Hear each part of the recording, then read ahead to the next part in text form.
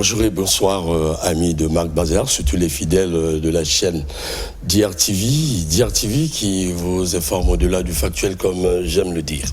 Marc Bazar, votre rendez-vous de tous les jeudis 21h30 et tous les dimanches 10h00, heure de Brazzaville. Marc Bazar aujourd'hui a pensé, comme ces derniers temps, sortir un peu des sentiers battus de la politique pure pour penser en tout cas à une politique qui est une nouveauté d'ailleurs et aussi bien le social.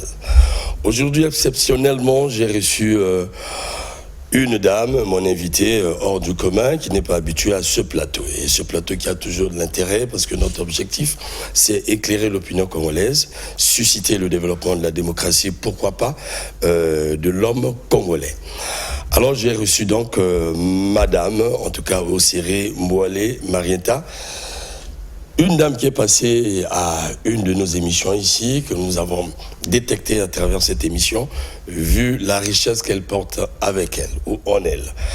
Alors avec elle, nous allons porter un regard sur le mouvement qu'elle vient de créer, un mouvement typiquement congolais, aussi bien panafricain. Ce mouvement parle de la politique, aussi bien du social. Vu l'intérêt que nous portons sur ce mouvement et surtout l'histoire condensée dans ce mouvement, nous avons pensé nécessaire vous mettre à votre disposition toute cette richesse. Bonjour donc Madame Marita. Bonjour. Alors, il faut commencer par dire que votre nom ou votre appellation, en tout cas, interpelle un peu l'opinion congolaise et surtout les anciens, vu que vous portez trois appellations, en tout cas qui nous renvoient à un homme, Marien Ngouabi. Parce que Osiré, c'est son père, Boalé, c'est sa maman, Marienta, c'est son prénom, et féminisé, permettez-moi. Alors, qui êtes-vous? Alors, je suis fondatrice du mouvement politique PCT Nouvelle Génération. Comme vous avez présenté, je suis de profession psychothérapeute. Et j'ai aussi plusieurs titres et nominations en tant qu'ambassadeur de l'agence de promotion pour la marque Made in Africa. Je suis ambassadeur humanitaire et ambassadeur pour la paix pour la Fédération universelle des droits. Et j'ai encore d'autres casquettes, mais bon, on en parlera peut-être au cours de l'entretien. Vous êtes plein de casquettes, comme je le constate. Ça veut dire que vous avez un long parcours, un peu. Très déjà. Long parcours. Ouais. C'est vrai. Alors, ce qui nous importe, c'est votre mouvement, comme je l'ai dit tantôt, PCT Nouvelle Génération. Pour ceux qui nous suivent, ça doit susciter absolument des interrogations, en tout cas de la part de ceux qui nous suivent, parce que le PCT, c'est un parti connu par les Congolais, même dans le monde, lorsqu'on parle de PCT, c'est le Parti congolais du travail. Tout à fait. Et un parti qui est devenu un monument, qui est devenu un patrimoine politique. Et c'est quand même bouleversant d'entendre parler dans notre PCT, Nouvelle Génération. Mais c'est quoi au juste? Alors, c'est un mouvement politique qui a vocation à éduquer, à accompagner sur une politique d'action sur le terrain, concrète. Et on est, comme vous l'avez bien souligné tout à l'heure, si bien souligné, on est énormément dans le social parce que c'est la racine même de mes fondamentaux. Voilà. Voilà, parlons de tes fondamentaux avant de revenir sur le PCT. Tes fondamentaux, il faut dire, vous venez de le dire, ça part donc de quelque part. Le déclic, vous vous réveillez un matin et vous pensez qu'il faut dénominer votre mouvement par le PCT, et puis vous portez des noms qui nous ramènent vers à l'histoire d'un grand président dans ce pays, dont son appareil politique est encore très manifeste. Alors, quel est le déclic? Qu'est-ce que vous emmenez à créer un tel PCT qui est en plein dans la politique et dans le social? Pourquoi?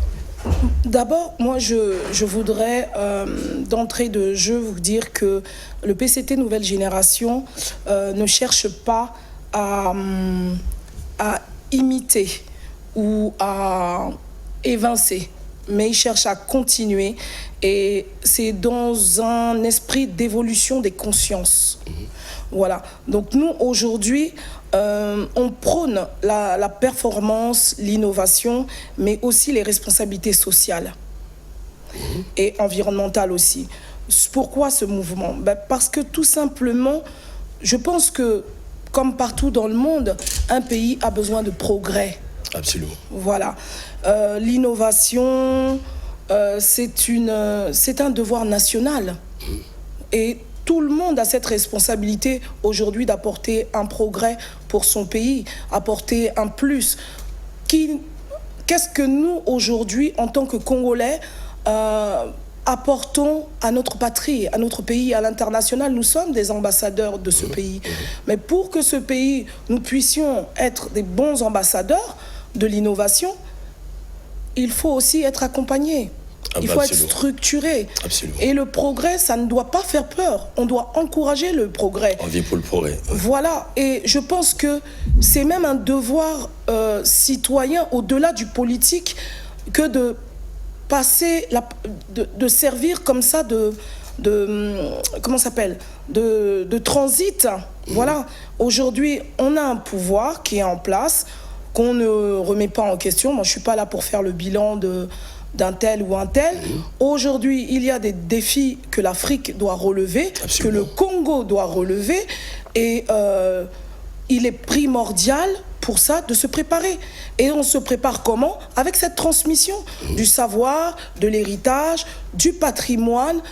Marien a laissé un héritage qui est magnifique, sur lequel on ne doit pas cracher, parce que je pense que tous les plus grands hommes de ce pays sont passés par cet héritage, ont été formés par cette école. Je vous disais tout à l'heure, hors caméra, qu'on se rappelle de l'époque de Massama Déba. Il y a eu des jeunes qui sont aujourd'hui même à la tête de ce pays, qui se sont révoltés. Et sans cette révolte, moi je ne suis pas dans la révolte, mais je suis plutôt dans l'évolution. Une révolte, en fait, une prise de conscience. Voilà, vous voulez parler de ça? Tout à fait. Et dans l'évolution. Et donc, il faut qu'à un moment, on passe le bâton, qu'on transmette. Et c'est même un devoir. C'est un devoir. Ces hommes ont le devoir, ces femmes aussi, ont le devoir de passer le bâton, de faire cette transmission. Aujourd'hui, les jeunes sont en quête de repères, d'identité et surtout de dignité. Donc, à un moment, moi, je pense qu'il faut cesser, en tout cas, ça a été une de mes motivations, il faut cesser de jouer à l'autruche. C'est-à-dire? Mais de ne pas regarder de faire semblant face à notre réalité ou face à l'avenir. Face aux réalités. Voilà, tout à fait. Il faut arrêter.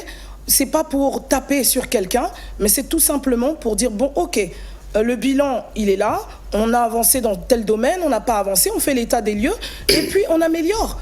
Chaque être humain, je pense que tout le monde est passé par l'école. Il y a toujours un apprentissage. Apprendre, c'est comprendre comment faire mieux. Aujourd'hui, il y a des gens qui ont appris, qui ont fait. Maintenant, à nous, moi en tout cas, dans le mouvement PCT Nouvelle Génération, je donne la possibilité à cette jeunesse, et je parle de jeunesse d'esprit, de comprendre comment faire mieux. Je donne les outils, en tout cas par mes réseaux, parce que ce n'est pas moi personnellement, mais par mes réseaux, je propose aux jeunes de comprendre comment on gouverne, comment on fait de la politique au sens propre, au sens éthique. Voilà. Et je pense qu'aujourd'hui, on a avalé trop de couleuvres. Et il faut maintenant, dès maintenant, qu'on se dise qu'il faut prendre les choses en main. Il faut prendre Mais c'est la responsabilité, encore une fois, de tout le monde, de tout un Congolais. On ne peut pas être à l'extérieur ou sur le pays, se plaindre de tout et ne rien apporter. Ok. Ici, là, vous dites qu'il faut prendre les choses en main. Interpellation, donc, de la responsabilité de la génération actuelle. Tout à fait. Ok. Mais je reviens sur l'aspect, la dénomination. Pourquoi avoir choisi la dénomination PCT? Pourquoi pas une autre dénomination? Pourquoi PCT? Alors que ce que vous expliquez n'est pas différent un peu du PCT politique. Voilà, de cet appareil. Pourquoi avez-vous voulu choisir cette appellation?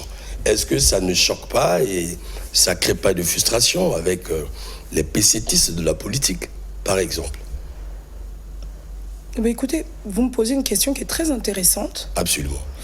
Et pourquoi PCT? Mais c'est comme si on me disait pourquoi la Marseillaise? Parce que PCT, aujourd'hui, c'est une identité patriotique. Absolument. Voilà, c'est une identité forte congolaise. Et comme je vous disais, elle appartient à tout le monde. Ce parti appartient aux Congolais. Et donc, l'appeler PCT, pour moi, ce n'est que normal parce que c'est un héritage qu'on m'a transmis aussi. Ça, c'est l'héritage qui m'a construit, avec lequel j'ai grandi. Et au-delà du nom, il y a une histoire. Il y a un homme, vous l'avez dit. Il y a une vision.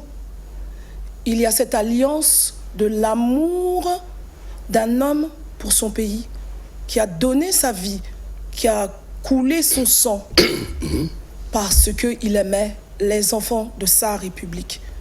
Voilà, il s'est sacrifié. Et ce sacrifice, pour moi, je ne vais pas minimiser les Sankara ou les Doumbouya ou les Traoré, mais je veux dire que ce sacrifice, pour moi, il méritait le sacrifice que je viens de faire aujourd'hui en créant ce mouvement. Il méritait de renaître de ses cendres. Il méritait d'être aujourd'hui encore aimé par les Congolais. On a beaucoup insulté le PCT. On l'accuse de tous les maux. Tous les mots, oui. Voilà. On ne va pas dire qu'il n'y a que du bon au PCT, mais il y a une histoire. Et cette histoire, c'est l'histoire et la vision d'un homme pour son pays. Et cette vision, elle est totalement humaniste. Elle est juste époustouflante. On était déjà, à l'époque, alors qu'on parle d'histoire, on était déjà dans une évolution, même une révolution. Absolument. Au point de vue scientifique, au point de vue sportif. Et c'est ça aujourd'hui. Aujourd'hui, j'appelle les consciences à s'élever et se dire que, bon, mais c'est pas trop tard. On a un héritage. Que faisons-nous de cet héritage? Comment on le peaufine? Comment on améliore? Et comment on peut aujourd'hui relever les défis? Mais Marietta, mais quand tu parles de l'héritage, nous vivons ce pays. Nous vivons ce pays, mais on a l'impression que l'héritage est resté purement politique. Parce que la pensée de l'homme, on l'a connue, mais l'héritage Marien Ngouabi semble être limité, focalisé juste sur la politique. Hein. Mais qu'est-ce que c'est la politique? Qu'est-ce que c'est la politique? Alors que l'homme était vaste. Voilà. Qu'est-ce que c'est la politique et qu'est-ce que c'est un politicien? Vous venez de le dire et c'est exactement ça. L'homme était vaste. Aujourd'hui, je vous ai dit, je ne peux même pas me qualifier parce que je suis même gênée parce qu'on dirait même que je manque d'humilité. Mais l'homme est vaste. L'homme a un potentiel. Il est là pour se régénérer. Aujourd'hui, on se bat en France pour aller à la retraite. La plupart des gens qui se battent pour aller à la retraite à 64 ans, vous pensez que leur vie s'arrête? Non, ils continuent parce que l'homme est vaste. Il est pourvu de richesses, de compétences. De compétences. La méritocratie, c'est ce que moi aussi j'enseigne. Des compétences et des dons et des talents. Aujourd'hui, c'est pas parce que vous finissez votre vie politique en tant que ministre ou autre que vous ne pouvez rien faire. Et c'est malheureux si vous le pensez. C'est malheureux. Aujourd'hui, j'espère que après tout ce que je fais, j'aurai encore une autre passion. Mais on a ce souci-là lorsqu'on ne s'est pas construit, alors. Ben oui. C'est tout à fait ça. Lorsque les gens ne sont pas construits. Tout à fait. Ça pose problème. Ou quand on est dans le déni. Voilà. Quand on est dans le déni, quand on n'accepte pas les réalités. Et s'il faut en sortir. Là, c'est la psychothérapeute qui vous parle. Absolument. Non, c'est une maladie mentale qui mise et qui mine le pays. Et de plus est, ce qui est malheureux, c'est que ça crée de la pauvreté. Mais de la pauvreté dans tout. Et on a un beau pays, on a des richesses extraordinaires. On a un écosystème, une biodiversité, mais à tomber. On est un pays béni, richement béni, et j'aimerais, et je suscite moi j'appelle ça une vocation, ce n'est pas une profession. Je suscite ce désir, cette envie d'honorer notre patrie, tout simplement. La patrie telle que tu l'as dit, tu parles, revenons un peu sur ça. Oui, nous sommes déjà en plein, en tout cas dans ce que tu évoques là, c'est déjà les visées, les objectifs, hein. Je le sens. Mais jusque-là, tu ne dis pas l'opinion. Qui es-tu par rapport à l'homme Marien Ngouabi? D'accord. Voilà, et comment tu ressens cet héritage? Qui es-tu par rapport à lui? Et comment tu ressens cet héritage? Comment cet héritage t'a influencé jusqu'au point de créer ce que j'appelle une machine politico-culturelle? Voilà. Et sociale. Et sociale, bien sûr. Sociale surtout. Économique et voilà, sociale. Voilà. Alors moi, je suis la petite fille de Marien Ngouabi. Je suis l'une des petites filles de Marien Ngouabi. Marien Ngouabi, je le découvre à travers mon prénom. Parce que je me pose la question, mais j'ai un nom, j'ai un prénom, je ne comprends pas forcément ce que c'est. Maman, c'est qui, c'est quoi? Ma mère n'en parle pas, parce que le 18 mars 1977, ça a été un séisme dans sa vie. Donc elle a été totalement... bouleversée, il faut le dire comme ça. J'irai au-delà, hein, parce que ces mots, c'était le Congo m'a tué. Ouais. Ils n'ont pas tué Marien seulement, ils m'ont tué. Ouais. Voilà. Et c'était un déchirement. Chaque fois que ma mère parlait du Congo, elle nous a totalement isolés, on va dire, coupés. On a connu nos familles un peu tardivement. Ah ouais. Voilà. Elle est venue en France, elle a étudié, elle s'est battue, elle nous a élevés dignement. J'ai pas grandi avec une cuillère d'argent dans la bouche, parce que les gens s'imaginent toujours que quand vous êtes la petite fille d'un président, voilà, vous avez la Rolls-Royce, vous avez la montre. Nous, ma mère nous apprenait l'humilité. Elle a dit que mon père était un homme simple, un homme qui nous empruntait des fois de l'argent, leur argent de poche, leur propre argent de poche. Et c'était un papa aimant, et elle nous a toujours transmis la valeur du travail. J'ai travaillé très très jeune. Et la valeur humaine. Voilà. Et elle était beaucoup dans le don, l'amour des autres. Bon, pour tous ceux qui vont peut-être reconnaître, elle s'appelait Marie Kako Serré. Et elle a toujours été d'une grande générosité. On a grandi dans ces valeurs. Et c'est ces valeurs qui nous ont élevés et qui ont permis qu'aujourd'hui je sois celle que je suis. C'est un héritage qui est lourd. C'est au-delà d'un héritage, c'est une mission, moi je dirais presque céleste, parce que vous ne pouvez pas avoir un tel homme aussi atypique dans votre vie. J'ai pas fait un pays, et pourtant j'en ai fait des pays, où on ne m'a pas parlé de Marien Ngouabi. Il y a des gens qui s'arrêtent dans la rue et qui me disent « Waouh, vous ressemblez, madame, à un président qu'on a beaucoup aimé. » Mais ce ne sont pas forcément des Congolais. Hein. Voilà. Il a marqué des générations, il a marqué des époques. Et comme je vous disais tout à l'heure, il était déjà en avance. On était déjà en avance sur le nucléaire, sur le solaire, dans le sport. Donc c'était... Sur le combat de la femme. Sur le combat de la femme. Et sur l'enfant aussi. Parce qu'on se rappelle des pionniers. C'était les nous autres. Voilà. Voilà, c'est les nous autres. Et je pense qu'aujourd'hui, cet héritage, qui est le mien, mais qui est aussi celui de tous les Congolais, c'est un patrimoine maintenant national. Les Congolais sont orphelins. Ils en redemandent. Et quand on voit les jeunes qui s'inscrivent dans le mouvement PCT, la plupart ne connaissent pas forcément Marien, parce que, à part ces dernières années où on a commencé à faire un travail et le ressortir, moi je sais que j'ai commencé il y a bien longtemps, à l'hôtel de ville de Paris, mais j'ai fait des cafés littéraires sur ces livres. J'ai vraiment cette envie de le partager, parce que pour moi, c'est un bijou. Voilà la question, vous dites que c'est un bijou. Voilà. Est-ce qu'il est nécessaire, je dis bien nécessaire, pas important, qu'à ce jour, après des années de sa disparition, que ce monsieur soit encore connu? Est-ce que vous trouvez cela nécessaire pour notre pays? Mais bien sûr, aujourd'hui, vous enlevez De Gaulle à la France, mais la France n'est pas la France. Les De Gaulle, Napoléon font partie de l'histoire. Marien doit être connu, Massamba doit être connu, Youlou doit être connu, et les hommes qui vont faire l'histoire de ce pays doivent être connus, à juste titre. Absolument. Parce qu'ils ont contribué à l'histoire de notre pays. Bien ou mal, Hitler fait partie de l'histoire de l'Allemagne. Absolument, absolument. Et on ne peut pas le retirer. Celui qui a construit d'ailleurs l'Allemagne. Voilà, tout à fait. Il a recherché l'hégémonie. Voilà. Et ça, moi, je pense qu'il faut créer un nouveau paradigme national, et même en passant par l'éducation nationale, où on doit inscrire l'histoire de notre pays, où les enfants doivent le lire et doivent être fiers d'appartenir.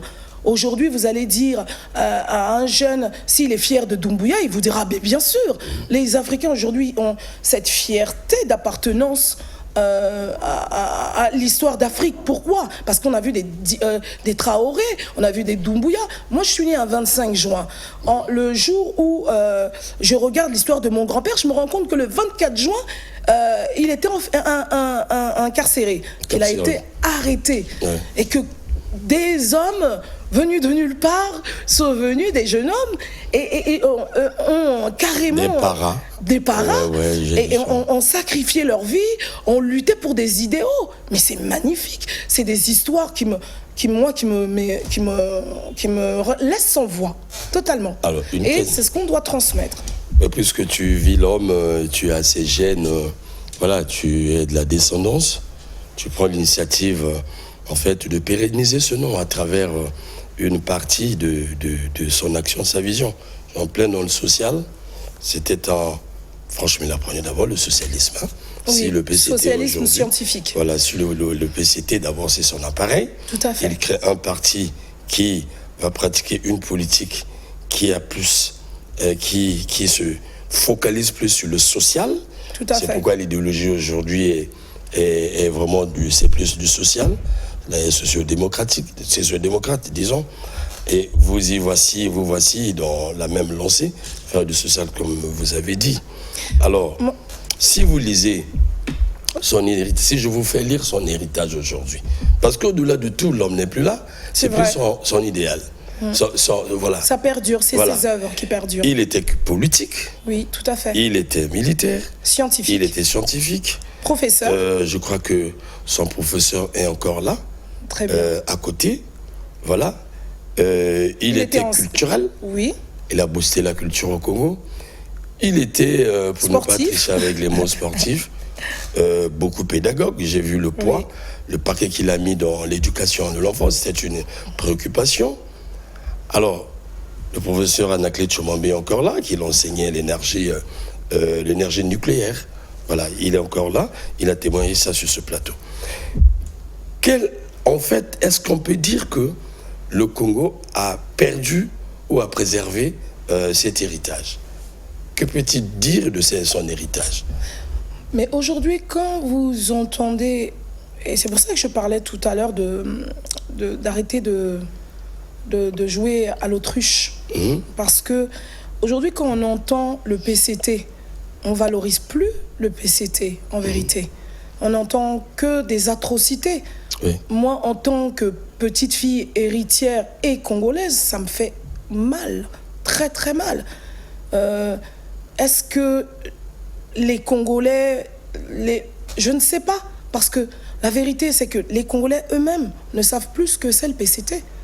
Ils ne connaissent pas le PCT. Ils ne connaissent pas la gouvernance. Alors que c'était un parti unique.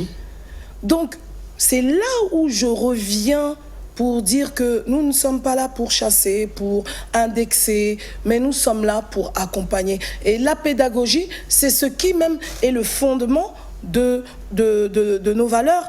Moi, dans mes valeurs, j'ai pris Marien Wabi pour le socialisme scientifique, la proximité, l'exemplarité, la fédération des acteurs nationaux comme richesse fondamentale du pays.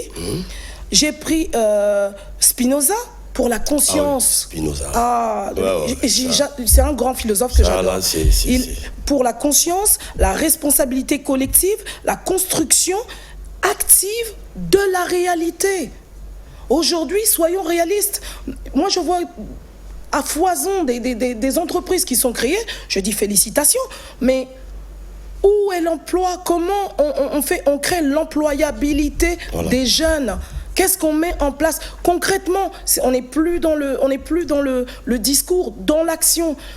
Qu'est-ce qu'on peut faire aujourd'hui pour que les jeunes soient employés, qu'ils aient une dignité, qu'ils puissent se marier? J'ai pris aussi Boganda pour la solidarité, la dignité humaine, l'engagement envers le peuple. Et enfin, je finis par Martin Luther King et l'espoir, la foi. Voilà, la vision de l'avenir dans la foi. Vous voyez, c'est important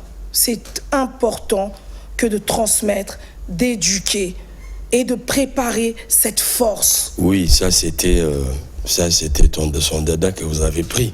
Mais au regard de notre société d'aujourd'hui, Marieta, êtes-vous sûr que vous pouvez imprimer cela dans cette société?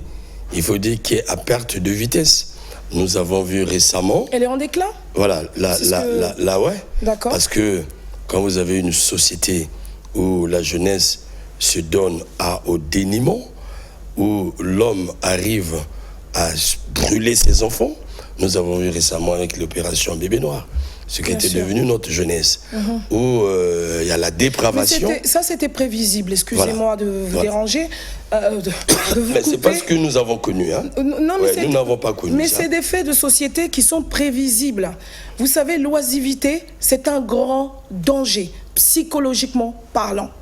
Vous êtes dans l'oisivité, vous allez aller dans la drogue, dans la dépression, dans les addictions. Parce que vous voulez faire tuer le temps, comme on dit. Voilà. Et les pensées vont devenir de plus en plus noires. C'était prévisible. Moi, je suis venue ici en 2013 avec un projet, parce que je n'ai pas commencé aujourd'hui. J'ai vraiment... je pense que pratiquement, dès lors de ma jeunesse, j'ai eu cet amour fort pour mon pays. Donc, les solutions que je voyais ailleurs, qu'on avait pu appliquer, je venais pour essayer d'apporter une vision adaptée au problème. Et il faut travailler en amont. On ne travaille pas parce qu'aujourd'hui je suis nommée, je commence le travail aujourd'hui. C'est un grand n'importe quoi. Et c'est pour ça qu'on arrive, avec autant peu de bons résultats. Parce que le travail, on le fait d'abord bien longtemps en avant. En amont, la politique, elle se décide bien avant. Elle ne se décide pas lors des élections ou lors d'une campagne parce que je veux être député. Non, c'est pas un métier, la politique. C'est une vocation. Une vocation, une aspiration. Voilà. Il faut avoir des valeurs, il faut avoir des convictions, il faut avoir de l'amour. L'amour pour soi, mais pour les autres. Pour les autres. Pour les autres, il faut les aimer. Quand vous aimez, vous respectez. Quand vous respectez, vous honorez. Et donc, vous trouvez des solutions. Si vous avez un problème aujourd'hui, quelle est la solution? L'oisiveté, en 2013, je suis venue, j'ai dit, créons une maison de la jeunesse africaine. Ça a été primé par Lagardère. Le groupe Lagardère, c'est la fondation Elle qui est venue jusqu'à me proposer des sommes faramineuses. Je viens au Congo, ton pays, voilà, je viens au Congo, je l'expose, je remercie la première dame qui m'a donné ma chance avec l'association qu'elle soutenait, une association RFC de femmes, et elle a vu mon projet, elle m'a dit viens, on va travailler. Et le Congo étant ce qu'il est, c'est dommage parce que je vois maintenant ces maisons qui viennent d'être construites maintenant, mais le phénomène, il a déjà été là. Alors qu'on aurait pu le préparer bien longtemps en avance. Là, le mouvement PCT Nouvelle Génération, c'est justement pour prévenir cette colère. Alors, tu voyais déjà des maisons qui devaient recevoir les gens, pour les jeunes, pour leur rééducation. Pour créer de l'emploi. Moi, j'ai toujours été dans l'économie solidaire. Donc, j'aime agir à partir de là-bas pour agir ici. Donc, j'y ai fait de la récupération. D'ailleurs, dans le mouvement, nous allons reprendre ce projet. On fait de la récupération pour créer des boutiques solidaires. Pour permettre aux jeunes d'avoir au moins un ticket. Moi, j'ai un pack jeunesse, je ne peux pas tout vous dévoiler, que j'ai créé pour le mouvement PCT Nouvelle Génération.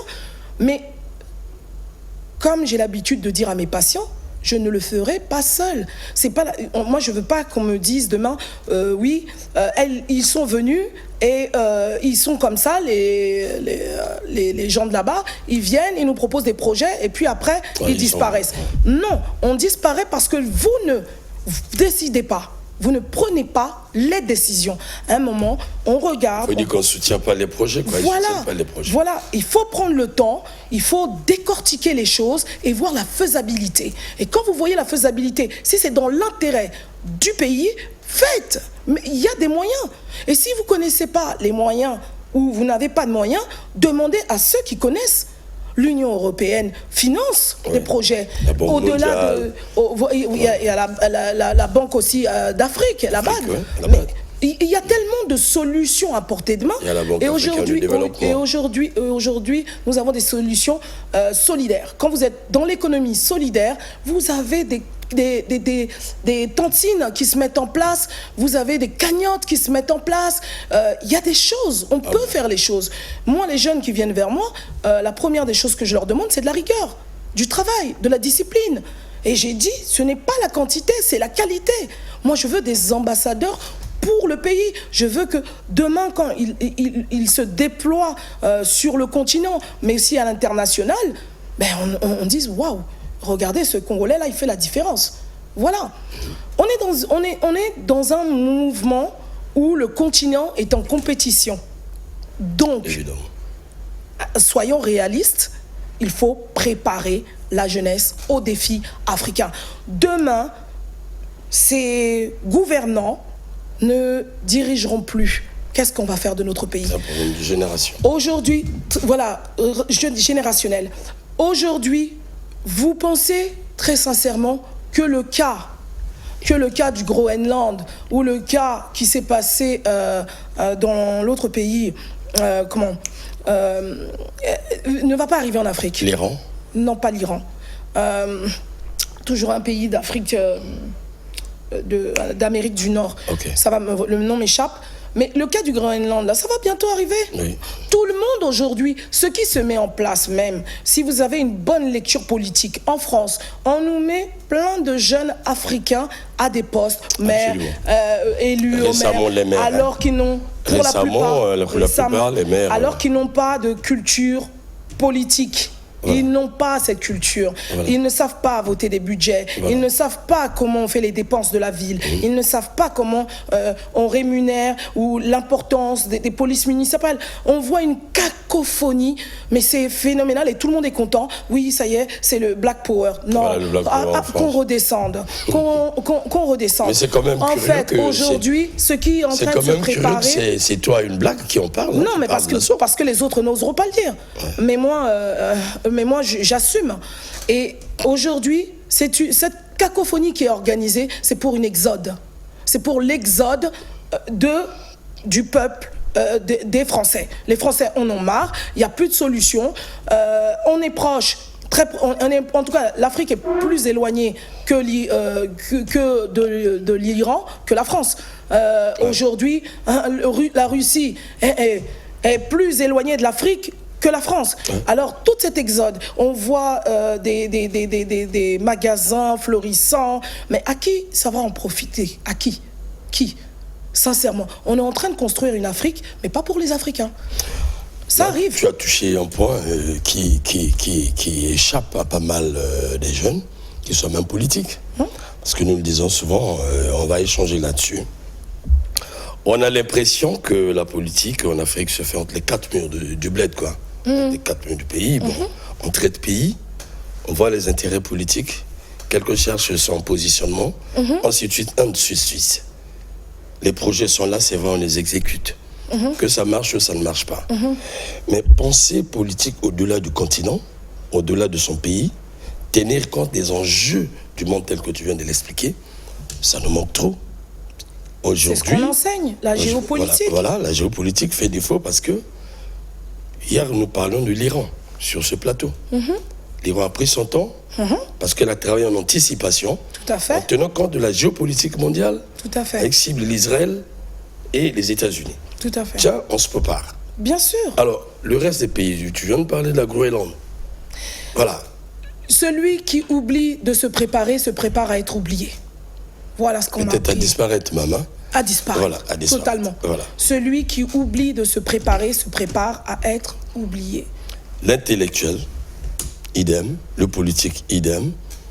L'artiste, permettez-moi de le dire, hier nous avons... Il y a l'IA. Oui, ça je le dis avec les téléspectateurs. Ouais. L'IA tue. La création. Tue l'art. Ça tue l'art. Totalement. Voilà, ça tue parce que hier nous avons écouté les artistes. La réalité c'est là, les artistes chantaient la réalité de la société. Il y avait des épidémies, ils chantaient. Ça ne travaillait pas bien, ils dénonçaient. Ainsi de suite. Et l'artiste était engagé. Voilà, aujourd'hui... il conscientisait. Voilà, il conscientisait, il éduquait. Conscientisait. Tout à fait. Dans sa conscientisation, il illuminait le peuple prenait même conscience. Les chansons existent. Voilà, les chansons existent, en tout cas les artistes existent. Mais aujourd'hui, vous êtes parfois dans une société où la jeunesse a perdu de repères. C'est la dépravation des mœurs, c'est la dépravation. Les antivaleurs. Mais on vous chante la femme. Et parfois on se dit quel rapport y a-t-il? L'hypersexualisation. Voilà. L'hypersexualisation. On se dit quel rapport y a-t-il entre le produit de la musique et la réalité? Et la réalité, totalement. Voilà. Curieusement, c'est celui qui est dans la misère qui s'évade dans une telle musique. Il y a un problème. Alors. Mais nous, on m'a appris à la fac. J'ai fait une fac d'audiovisuel à Paris. Et on m'a appris que les programmes que vous voyez à la télé ou les programmes qu'on peut, les chanteurs, les musiciens qu'on met en place, qu'on accepte et autres, c'est généralement le reflet de la société. Évidemment. Donc, vous préparez la société à rentrer dans certaines mœurs. Absolument, absolument. Et c'est vraiment dommage. Vous voyez, nous, on a perdu récemment en France une actrice de télé-réalité, Loana. Mais si vous voyez ce que ça a emmené comme catastrophe, le phénomène de la télé-réalité, quelle dépravation, tout ça pour arriver aujourd'hui à un résultat où on n'arrive plus en France à donner de l'espoir aussi à la jeunesse. Attendez, Marita, vous venez là de mettre à nu quelque chose qui échappe tous à nos sociétés. Nous sommes de la presse. Ce que vous dites, vous avez appris ça là-bas parce que j'ai vu dans votre cursus. Oui. Vous avez fait ce domaine. Totalement. Mais nous en savons pendant plus. Longtemps, plus de 20 ans communicante. Le Congo est pollué. Il y a une pollution médiatique du monde qui ne dit pas son nom. Totalement. Sur le plan de l'actualité politique, ne serait-ce qu'à voir ce qui se passe, comment on nous bombarde sur les victoires des États-Unis et de l'Israël sur l'Iran. Alors que c'est pas ça la réalité. L'information est déséquilibrée. Mais nous en faisons un modèle. Vous en avez partout. Alors, on va pas se verser là-dedans, sinon on va arriver pays. Alors, au regard de tout cela, parce que là où nous avons touché le fond, totalement. Au regard de tout ça, c'est l'homme qui est dépravé et qui continue à être dépravé par des armes extérieures que lui ne connaît pas, qu'il ne maîtrise pas. Il ne maîtrise pas, exactement. Ne serait-ce qu'à voir comment on utilise les réseaux sociaux ici. Exactement. Quand on s'amuse à taper Facebook, vous sortez, c'est des femmes à des minus. Et quand vous rentrez, ça n'enseigne rien. C'est pas la formation. Bien au contraire. On est dans la distraction. Oui, on est dans la distraction. La vraie. Et cette distraction, elle s'organise parce que y a des enjeux mondiaux qu'on ne vous montre pas forcément. Il y a une guerre aujourd'hui qui est économique, et je le dis, il n'y a pas de racisme, il y a une guerre économique. Absolument. Et aujourd'hui, il y a des exodes qui sont préparés massivement. Voilà. Et ça, c'est à nous, en tant que Congolais. Et c'est pour ça que je reviens à la responsabilité nationale d'aimer notre pays, d'aimer notre patrie. Nous, on a un de nos slogans au parti est que tout ce qui nous divise ne soit jamais plus grand que l'amour que nous avons pour notre Congo. Organisons-nous. L'heure n'est plus à se dire, bon, elle est opposante, elle n'est pas opposante, c'est qu'est-ce qu'elle apporte. Voilà. Qu'est-ce qu'elle peut nous apporter. Et c'est trop bas aussi. C'est trop bas. C'est trop bas. C'est un non-sens. Et puis, nos sens. Un non-sens, ça veut rien dire. À un moment, on se dit les choses, on pose les cartes sur table, on fait l'état des lieux et on avance. Moi, j'avais souhaité qu'il y ait une concertation nationale, que les politiques écoutent les enjeux, les aspirations. Je me balade dans le Congo. Moi, j'aime écouter les Congolais, j'aime ressentir les Congolais, j'aime transpirer le Congo, parce que c'est comme ça que vous vous rendez compte des réalités, et c'est comme ça que vous pouvez y remédier. À quoi ça sert de toujours se mentir? À un moment, on sort du déni, on se dit la vérité et on avance pour notre respect. Parce que même à l'international, aujourd'hui, le Congolais, il faut le dire, n'est pas respecté. N'est pas respecté. J'ai fait 2 ans au Cameroun, j'en sais quelque chose. J'ai fait le Sénégal, j'en sais quelque chose. Hein? On est un peuple fort, intelligent, puissant. Et moi, quand je propose une idée, je ne cherche pas à indexer les gens, mais je cherche à apporter une solution. Quand je parle de PCT de nouvelle génération, c'est parce qu'aujourd'hui, les politiques doivent se rendre compte que la politique ne s'arrête pas à leur nombril. Il y a des Congolais qui ne mangent pas pour épouser leur femme, pour faire une simple petite dot. Ils n'y arrivent pas. Trouver 50 000 francs aujourd'hui, ou même 10 000 francs, je vais même trop loin, même 1 000 francs. Il y a des jeunes qui pleurent, qui galèrent. Alors que nous avons des richesses à foison. Au bout d'un moment, moi je ne plains pas les gens et je n'essaye pas de concurrencer qui que ce soit, mais laissez la place à ceux qui veulent travailler, qui ont ce désir, cette volonté de bosser. Et essayez de leur donner un petit peu de dignité. Partout, les salaires sont revalorisés. Et pour la plupart de ces politiques, ils voyagent à travers le monde. Ils voyagent? Ils voyagent à travers le monde. Ils voient les... Ils habitent d'ailleurs le monde aussi. Hein. Voilà. Ils voient comment les gens vivent, comment les gens aspirent à devenir encore plus grands. Pourquoi on n'accompagnerait pas ce peuple? Moi, aujourd'hui, je vous l'ai dit tout à l'heure, moi, je dis à mes patients, c'est 50% vous, c'est 50% moi. Je ne pourrai pas... Le mouvement n'existera pas s'il n'est pas accompagné, si on ne facilite pas l'employabilité des jeunes, si on ne libère pas les pièces d'identité, les passeports. On n'a pas besoin d'aller forcément en France. Moi, j'avais une association ici au Congo qui s'appelait RDGA. J'ai beaucoup de mes jeunes qui sont aujourd'hui au Sénégal et qui ont fait des carrières extraordinaires. Je les salue d'ailleurs. J'ai commencé il y a très longtemps sur le terrain. Je suis une femme du terrain, on ne peut pas me l'enlever, on ne peut pas contester. Aujourd'hui, je vous ai montré non seulement les prix que j'ai pu avoir, mais aussi le parcours. Ouais. Et ce parcours-là s'est forgé où? Aujourd'hui, nous sommes des experts parce que, en solutions économiques et sociales, parce que nous avons vécu cette galère. Et je suis fière d'avoir vécu cette galère. Et moi, c'est une formation. Totalement. Aujourd'hui, je serai fière du Congo de demain. Parce que nous allons contribuer à faire que ce Congo relève des défis. Peu importe où on part, c'est l'arrivée qui compte. Aujourd'hui, si on se dit que bon, c'est une opportunité, parce qu'il n'y a pas assez d'emplois, parce qu'il n'y a pas encore des richesses qui sont totalement bien exploitées. J'ai bien dit bien exploitées. Il y a des métiers qui sont en train de profiler à l'horizon, où on peut créer de l'excellence. De l'excellence. Et tout ça, ce sont des défis que nous devons relever, parce que on pourra critiquer le bilan d'un tel et d'un tel, mais on dira, voilà, aujourd'hui, où est le Congo? On doit être fier d'abord d'élever notre drapeau. Osiré Mboalé Marienta, alors vous êtes une dame. Je vous ai donné du temps pour écouter un peu la voix de la femme. En tout cas, sans vous flatter, qui se démarque de la femme habituelle que nous écoutons. Nous écoutons les politiques, nous écoutons les jeunes. Beaucoup de plateaux, beaucoup de gens passent sur ce plateau.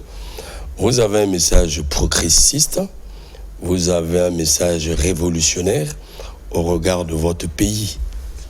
Et ce n'est pas nombreux qui tiennent ces discours, surtout pas en politique. Hein. Nous, on le dit comme ça parce que lorsqu'on veut changer la donne, en tenant compte du retard que nous prenons et des risques par rapport aux enjeux, après la géopolitique mondiale, on est obligé d'interpeller. Alors, c'est vous qui le dites, c'est vous qui pensez de la sorte. Que dites-vous aujourd'hui, ou quel constat faites-vous de la femme congolaise aujourd'hui? On a parlé tout à l'heure de cette dépravation des mœurs, de cette hypersexualisation. Moi, je me souviens, il y a quelques années, quand je venais au Congo, on n'avait même pas le droit d'être en débardeur. Ouais. On n'avait pas le droit de mettre des jupes aguichantes. Cinglé en cinglé. Voilà. Il y avait ces valeurs, il y avait ces traditions, il y avait ce paradigme africain qui faisait la fierté, une certaine fierté. Mais aujourd'hui, vous vous baladez et vous vous rendez compte que malheureusement, c'est plus le cas. Mais c'est la mode. Hein. Mais ça, c'est un phénomène, comme je vous l'ai dit, de société. Le monde est malade. La société congolaise, elle n'y échappe pas. Ah ouais. Aujourd'hui, tout ce que vous voyez, même, vous avez parlé d'Internet, vous avez parlé... C'est pour appartenir à un clan, pour exister, pour se donner une valeur. Je ne vais pas vous faire un cours scientifique par rapport aux neurosciences, mais on aura l'occasion, si vous m'invitez, d'en parler. Parce que c'est des vrais phénomènes qui minent le pays, qui empêchent le pays d'évoluer. Mais quand vous en savez, il faut qu'on prenne du temps pour que vous puissiez... apporter ces notions à la société. Bien sûr. La santé mentale est primordiale. La santé mentale est primordiale. Absolument. Pour qu'il y ait un pays en bonne progression, il faut d'abord mettre une priorité. D'ailleurs, c'est ce qu'on a fait au Cameroun. J'ai fait plusieurs conférences et il y a une grande campagne qui est menée maintenant sur la santé mentale. Et là, vous allez voir que la société, les gens vont mieux comprendre les gouvernants, la politique du pays, et vont plus s'impliquer. Mais pour cela, il faut régler certains points, parce que aujourd'hui, quand vous voyez ce phénomène où les femmes sont hyper sexualisées, la plupart ont faim. Je suis désolée de le dire. Est-ce que c'est pas l'ignorance Est-ce que c'est pas de l'ignorance, la mauvaise consommation des données, des nouvelles technologies qui va se réduire toujours à l'ignorance? Regardez. Est-ce que c'est pas ça? Regardez, aujourd'hui, le seul produit qui n'a pas augmenté au Congo depuis que je suis congolaise, je viens au Congo, c'est l'alcool. Ça devrait vous interpeller, en fait. Et ça en dit très, très long. Tout ce qui est interdit à l'étranger, je le retrouve ici. Voilà. Tout ce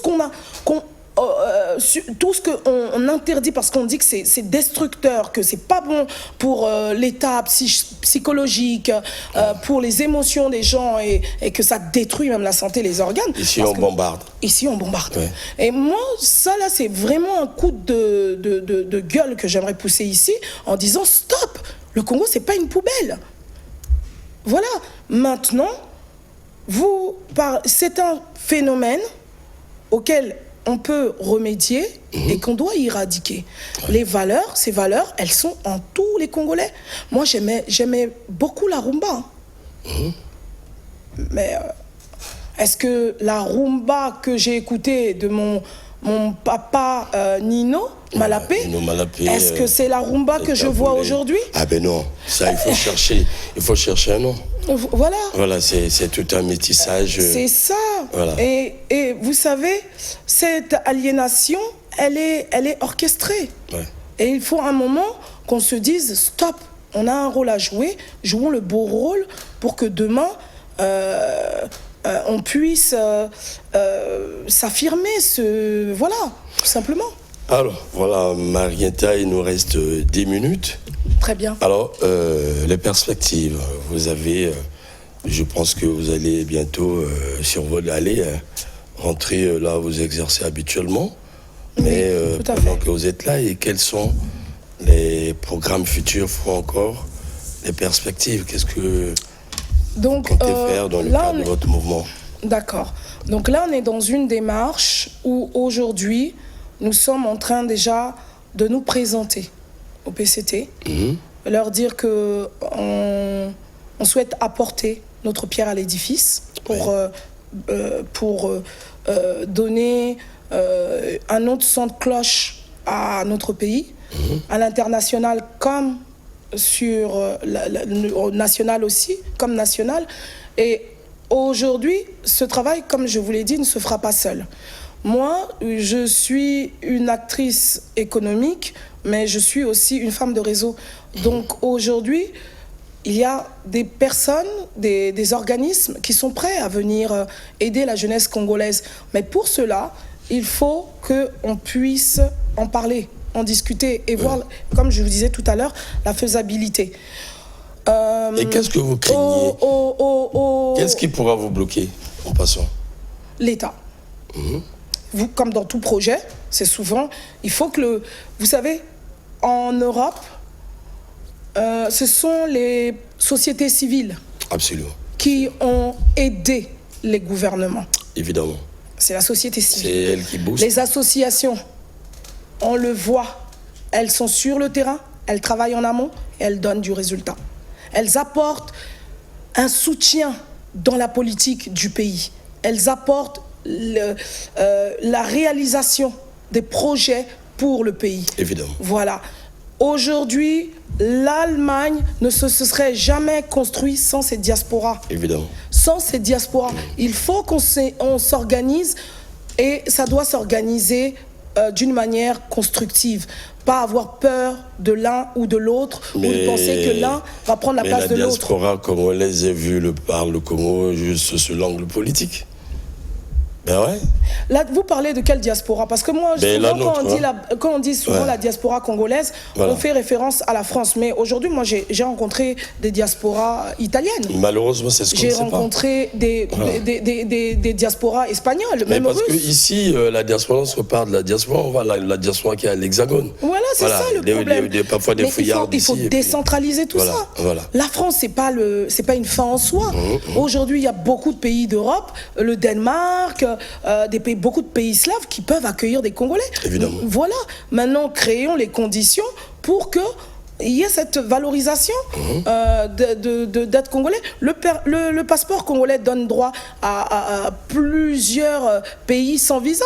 Ouais. Est-ce que ça, les jeunes le savent? Est-ce qu'on fait de l'éducation là-dessus? Ça aussi, c'est un rôle qu'on doit, on doit pouvoir apporter aux Congolais sur leurs droits civiques, ce qu'ils ont le droit, les possibilités que le monde leur offre, que l'Europe leur offre, et se détacher de ce paternalisme. Avec la France, il faut arrêter. À un moment, la France aussi est en difficulté, est très endettée. Très en difficulté. Très en difficulté. Donc, disons-nous les réalités. Je le redis encore, sortons la tête du sable et retroussons-nous les manches. C'est pas parce qu'un ministre va aider des jeunes, faciliter des jeunes ou va accepter un projet que ça lui enlève sa valeur. Bien au contraire. Moi, si je veux être un bon manager, si je veux être quelqu'un de puissant, je m'entoure des meilleurs collaborateurs, c'est clair. C'est tout. Je m'entoure que des gens qui sont des solutions. Aujourd'hui, personne ne peut laver sa main avec un seul doigt. Ouais. Et c'est ça qu'il faut comprendre. Pourquoi aussi on n'arrive pas à avancer? C'est parce qu'il y a toujours cette politique du m'as-tu vu, moi je... c'est pas normal. C'est pas normal, il faut que ça cesse.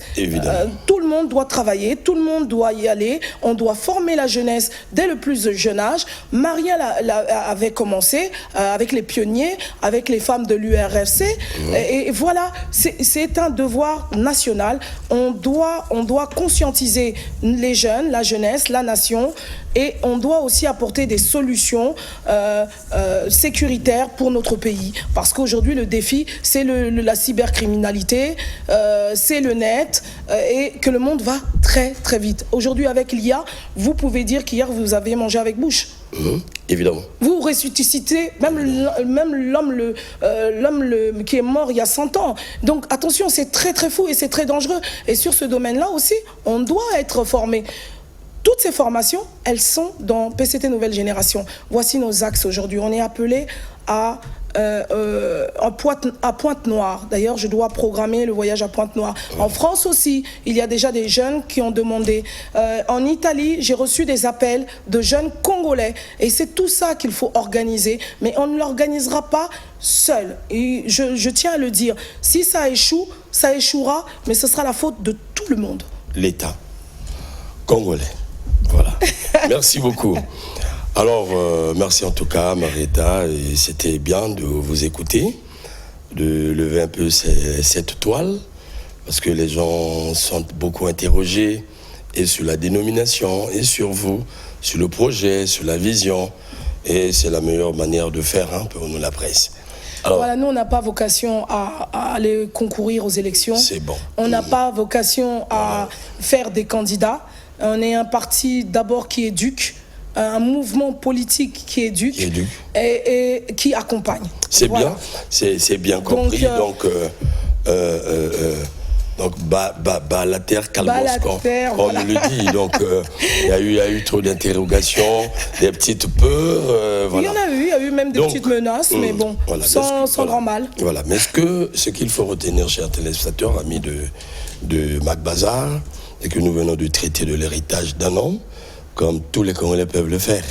Chacun peut prendre sa partie. Ça peut être une initiative sportive, ça peut être culturel, ainsi de suite. Et quand on connaît bien l'héritage de l'homme, l'héritage est politique, mais évidemment, nous avons constaté que tous se sont accaparés juste de l'héritage politique, le PCT. Voilà, vous en avez aujourd'hui, il faut dire, les pionniers ou bien encore les maillons du PCT qui sont à l'opposition. Donc c'était une école, un homme qui a eu à crier. Mais le reste, qu'est-ce que nous en faisons? Le patriotisme vrai, qui a lutté contre le tribalisme, il a crié trop à bas le tribalisme, nous avons oublié. Alors, nous avons oublié l'amour de la patrie, nous avons oublié l'amour plutôt des responsables, nous les oublions même de nom. Nous avons oublié pas mal de choses. Lorsqu'on parle de parité, ça survole un peu. Nous avons vu des femmes engagées, des mamans dans l'URFC, qui tenaient même les calaches lorsque la patrie était dérangée, ainsi de suite. Donc, c'était un plaisir pour nous de faire ce partage. Mais j'ai toujours dit aux jeunes du parti, lorsque, Marietta, s'il vous plaît, vous pouvez permettre au public, on peut connaître votre âge, avec votre permission, si possible. Alors, mon grand-père est décédé le 18 mars 1977. 3 mois après, j'ai été conçu. Merci. Alors, si déjà vous pouvez porter cet héritage, il serait quand même maladroit pour celui qui se réclame de ce parti de ne pas connaître l'histoire de son président fondateur, l'histoire du parti. Je m'amuse avec eux comme ça, et c'est là où je lis qu'il n'y a pas de conviction. Il n'y a pas de conviction généralement, parce que c'est l'histoire. Si c'est un patrimoine, comme le PCT, c'est la première chose que nous faisons, c'est partager ce patrimoine. Il est temps de creuser, d'essayer de voir tout ce que l'homme a laissé sur le plan de l'agriculture, sur le plan de l'éducation, sur le plan de la femme, sur le plan de l'art, sur le plan de la culture. Vraiment, c'est tout un foisonnement. Et lorsque nous disons que l'éducation, nous avons beaucoup perdu en éducation, il ne suffit pas d'avoir la force des mots pour dire que c'est bon. Mais c'est bon dans la réalité. Mais la réalité nous a démontré que nous avons une jeunesse à reconstruire. Cette jeunesse a été construite à l'époque à travers les programmes scolaires. Nous avons suivi ces programmes. Mais c'était le PCT qui était au centre de tout parce que c'était le parti État. Au niveau de la presse, c'était la même chose. Au niveau, on ne dira pas qu'on reviendra au mono, mais on peut garder les stratégies. Voilà. Mais nous avons changé tout. Comme on dit, nous avons jeté et le bébé et la cuvette. On se retrouve face à un monde sans stratégie. On ne sait pas quoi faire. On ne crée pas le monde comme ça. On se coupant avec son passé. Et je viens de l'écouter chez cette dame. Ceux qui ont aujourd'hui vilipendé ce parti, mais c'est parce qu'ils voient aux hommes. Mais ils ne regardent pas les richesses enfouies. Totalement. C'est ça qui a construit le pays. Et c'est un parti qui est nôtre. Il fut un parti État. Donc, quelque part, il faut se démarquer de la fibre politique pour essayer de penser les richesses enfouies dans ce parti. Et je pense que c'est ce que Madame Ossiré Mboalé, Marietta, a pu faire. Elle a creusé. Il faut rappeler qu'elle est la petite fille de Marien Ngouabi, le président Marien Ngouabi. Donc, merci une fois de plus. Merci à vous de m'avoir reçu. Bon vent à vous.